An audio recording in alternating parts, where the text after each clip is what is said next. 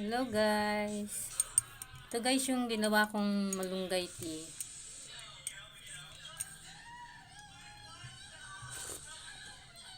Sarap niya guys. Try nyo na rin to guys. Lagyan nyo lang siya ng konting sugar at creamer, mga 2 kutsaritang creamer. Masarap niya, para kang umiinom ng milk tea. Pagka morning guys, ang ginagawa ko sa malunggay tea ko, iniinom ko siya ng plain, yung wala siyang as in kahit ano.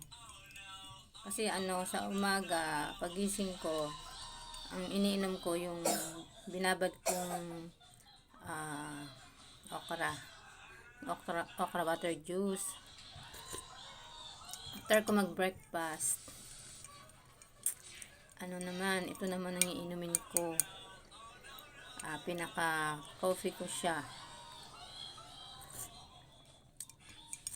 Tapos, pag mga 10 o'clock, titimpla ulit ako nito. Gagawa ulit ako ng tea.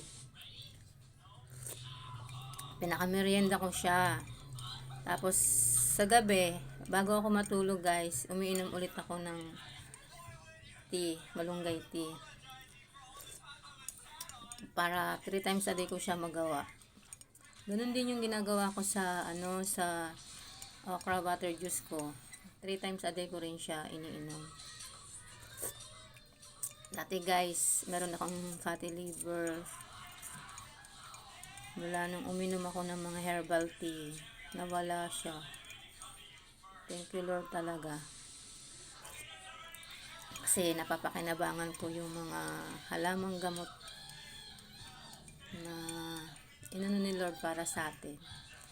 Sayang nga lang guys, sana marami ang nakaka-appreciate sa mga herbal, sa mga halamang gamot na meron tayo, para hindi na tayo nagagastusan pa sa gamot.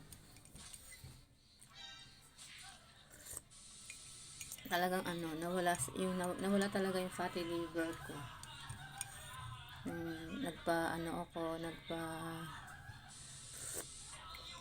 Matawag doon,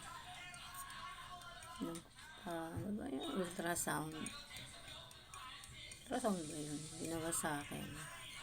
Guys, nawala nung pangatlong check up ko. Paglabas ng resulta, wala na akong fatty liver. Kaya thank you Lord talaga, ang galing talaga. Try nyo na to guys, malunggay tea.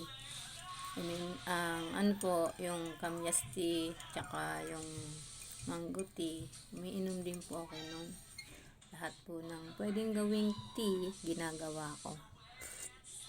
Hanggang sa nasanay na ako, hanggang sa hinahanap-hanap ko na siya, araw-araw.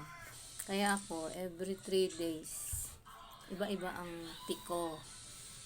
Pagkatapos ko ngayon sa malunggay tea, kung ano ang available na sa akin, halimbawa yung kamyas tea, yun ang gagawin kong tea.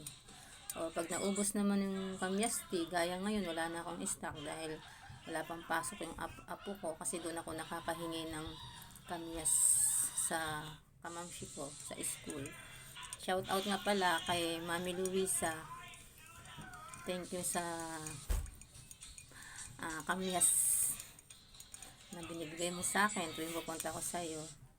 Miss ko na kayo mga moms. Matagal pa pasukan natin.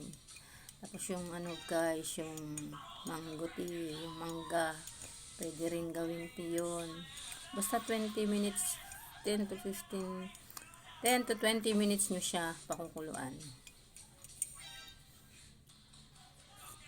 Rin guys, yung guyabano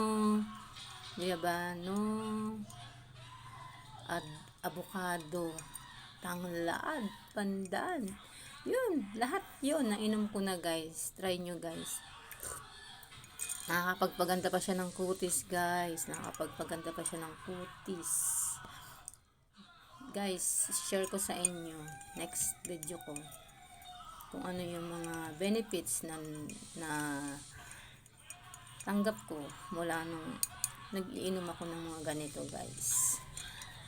Guys, subscribe niyo ako sa aking YouTube channel. Nabubulol talaga ako, guys. Thank you, guys. God bless. Thanks sa panonood.